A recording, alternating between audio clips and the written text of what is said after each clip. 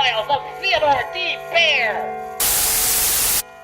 After switching into a clean, respectable suit for going out, I locked up the office and caught a bus into the city to meet my contact at Mama Red's speakeasy.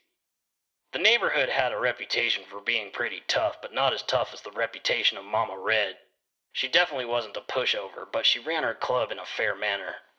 There was nothing really illegal about the joint, she just liked having a tough reputation, playing off that her place was edgier than the competition. In reality, it was better and the clientele was treated with the utmost respect. Unless you made trouble, then you were literally tossed out by one of her hulking bouncers.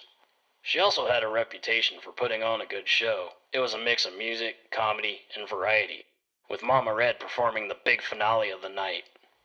After stepping off of the bus, I made my way to the club. I noticed the sound of another set of footsteps behind me. I stopped for a second and they stopped. I walked again and they walked again. I began to walk a little faster and the other footsteps picked up speed.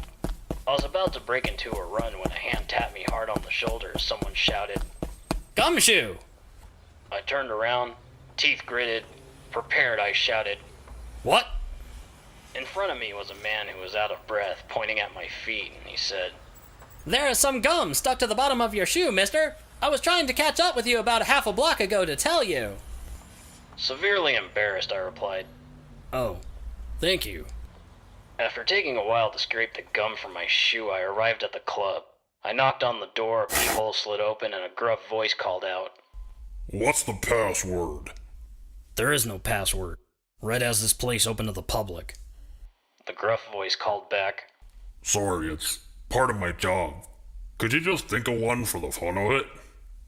"The password is hot cocoa with marshmallows." "You may enter." I made my way from the entrance to the Mater D's podium. When he asked what party I was with, I told him. "Bear's picnic party." Immediately, he led me to a private booth on the balcony. I ordered a cocoa on the rocks and watched the current act of the show.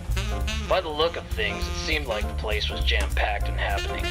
After about an hour, my contact arrived. I informed him that he was late. He said he had to make sure he wasn't being followed, taking another route to the club. I asked him what did he have for me, but he demanded payment up front.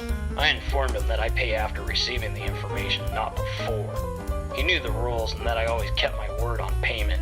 Finally, he caved and proceeded to tell me about the utterances he was hearing throughout a section of town by the docks about some strange activities going on. People were complaining of a strange odor as well as an orange glow coming from one of the ships in the bay. He also said a few of the other eyes and ears tried to get in close for a look at what might be going on, but haven't reported back since they went out. I thanked him for the intel and asked him to remind me what his usual method of payment was. He replied, "The chips, man, the chips!" That's right. I fished out 2 packages of chocolate chip cookies from my coat and slid them across the table. I finished my last cocoa on the rocks and headed into a phone booth in the lobby to make a few calls before leaving. I also stopped to pick up something along the way back to the office. When I arrived, I changed into my work suit, gathered some things, and headed out the door.